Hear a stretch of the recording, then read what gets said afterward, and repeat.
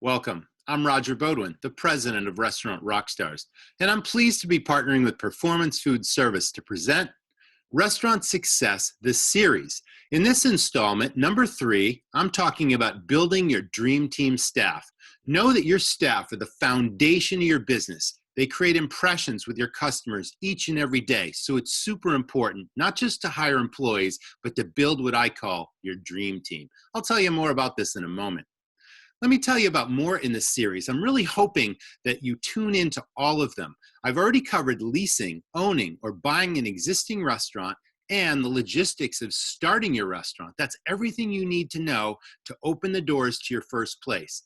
In upcoming installments, I'm going to be covering cost controls and maximizing profit, where you know at a glance every single week where you stand financially by understanding your critical numbers.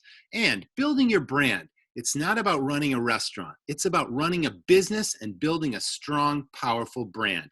More on that in an upcoming installment. Let me tell you a little bit about myself. I've been in this business over 2 decades, and I started 4 high-profit, highly successful restaurants from scratch. You know, I'm proud to say I created systems that doubled my net profit over that of the average full-serve restaurant in this country. Super powerful stuff there. I'm also the host of the weekly Restaurant Rockstars podcast. I'm a personal restaurant coach and consultant because I love talking shop with operators. I love giving back. I love working with restaurant operators to help them solve their challenges and pain points. And I've also founded some systems that I'll tell you about a little bit more in this installment.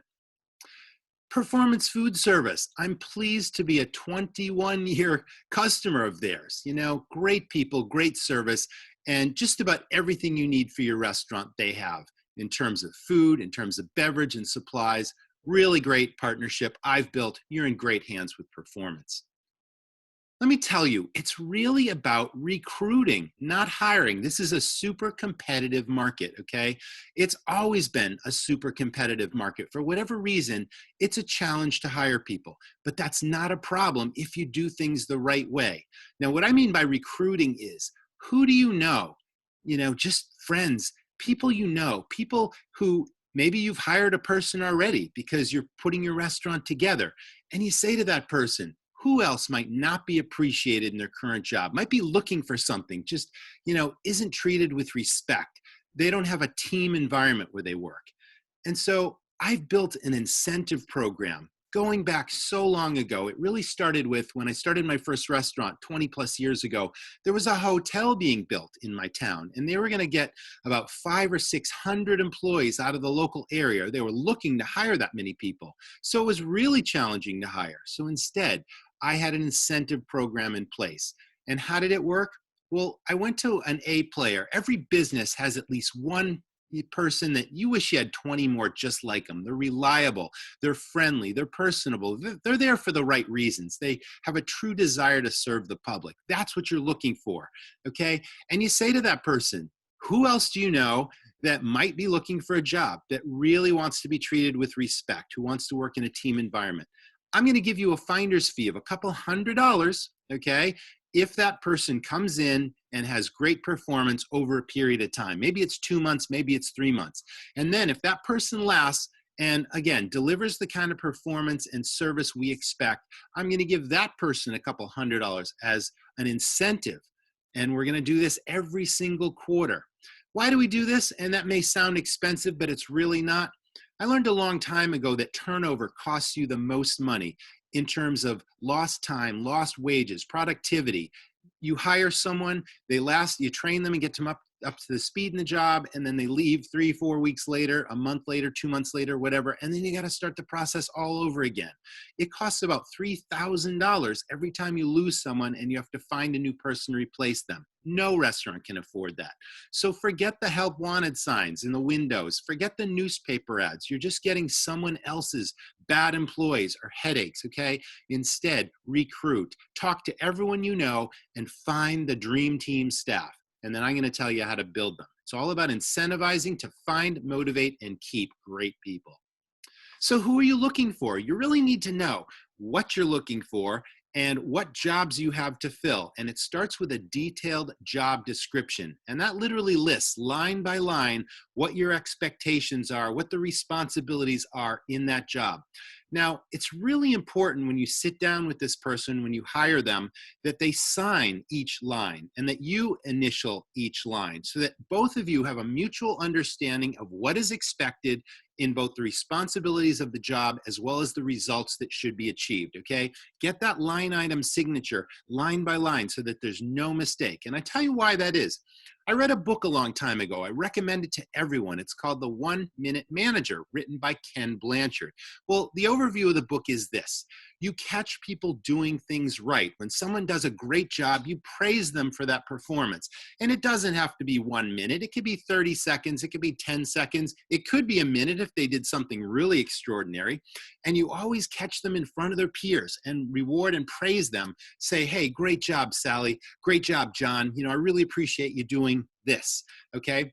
Now, a 1 minute reprimand is just the opposite, but instead of doing it publicly in front of their peers, you pull them aside in private, in your office perhaps, and you give them a 30-second critique, or it could be a minute if it was something, really objectionable, okay? And you simply say, this is what you signed. This is what the line item says on your job description. These are the results we expect.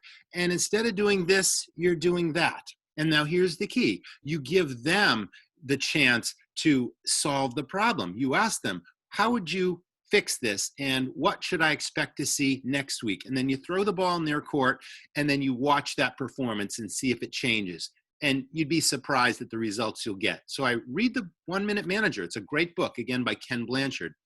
We also had bonus key results. Every quarter, I mentioned another incentive, and it doesn't have to be much. It could be $50. Every 3 months, here's $50. You're really hitting the mark. If it's a manager, the bonuses get much larger, of course.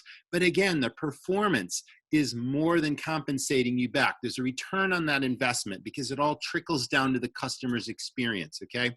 So bonus key results are for going above and beyond the basic job description and just showing initiative, showing that they're empowered to make great decisions. They don't have to be asked what to do. They take the initiative. Train, train, train. It's all about daily training. And it doesn't have to be a half an hour. It could be 5 minutes. We had a regular pre-shift exercise every single day without fail. No longer than 5 minutes. But it was all about a strategy. What are you going to tell your customers about? How are you going to turn them on to a great experience? What are you going to recommend that they're going to enjoy and appreciate? That's what that was about in the front of the house. In the back of the house, we cross-trained people.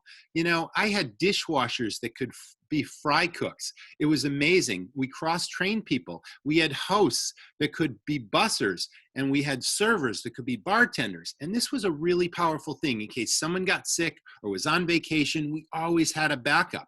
We also had an on-call system that worked really well. If we thought we were going to have a slow night, because a Monday was traditionally slow, don't forget the unexpected can happen. So we had a person on call that was cross-trained to do a couple of different jobs on their day off, and we would pay them extra money, and we would have a fair rotation. And if the unexpected happened, like a bus group showed up, or 2 buses, tourist groups, whatever they were, or we suddenly had a crush we didn't expect, there was a convention in town, you get the idea, we could call these people up, and within 15 minutes, they were on the job, ready to take us through the service that night and give everyone a great experience. So that was a best practice. In the kitchen, it's about serve safe training and best practices where everyone is trained in, avoiding cross-contamination, very dangerous, knowing first in, first out procedures for inventory control to make sure that nothing spoils, it minimizes your waste and your spoilage. All the best practices so that nobody gets sick, that it's efficient, and that it's not costing you extra money.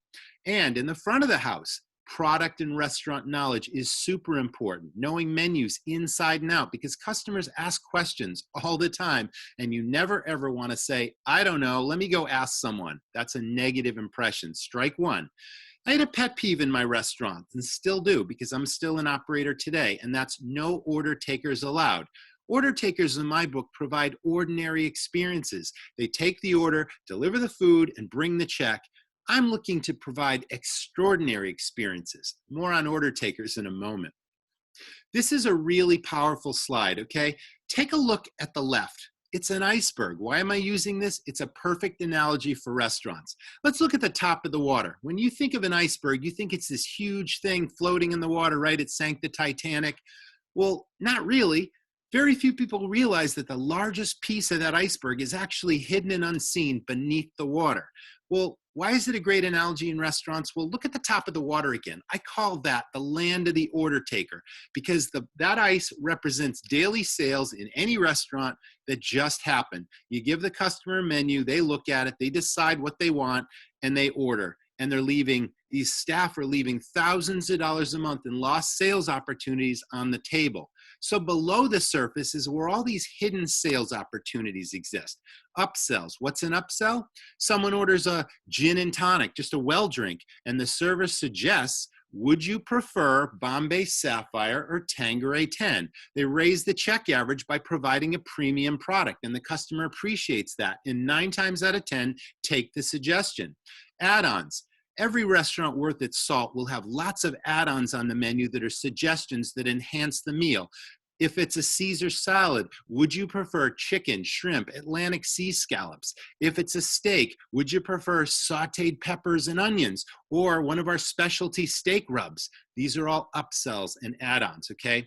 Most profitable items, we're going to talk about that in the cost control and profit maximization installment, but really it's about knowing every item on your menu and how much profit it delivers to the bottom line, and training your staff on which are the most profitable items. So important now, especially during COVID, that you maximize every dollar of profit that goes out that door, okay? So knowing your most profitable items is super important.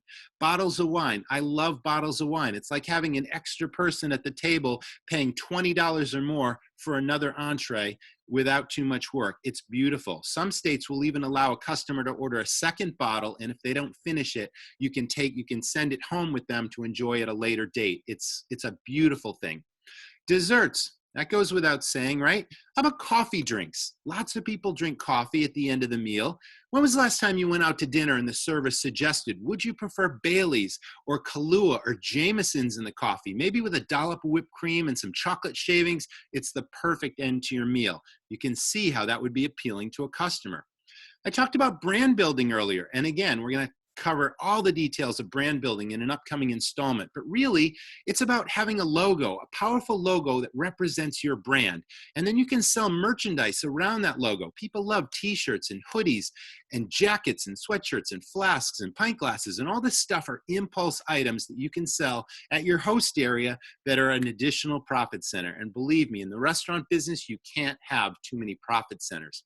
Now, not every restaurant can have live music or events. Maybe you don't have the room, maybe you don't have a bar, but if you have a bar, if you carve out a little space and just have an acoustic musician, it'll keep people in the bar longer, drinking, eating the food, enjoying the experience, and the return on investment is huge. I did rock bands. We had the biggest rock bands in my flagship restaurant for years, 3 nights a week. And it's not only do we sell cover charges to get in to see the band, but it increased alcohol sales through the roof, okay? So these are other profit centers and other ideas.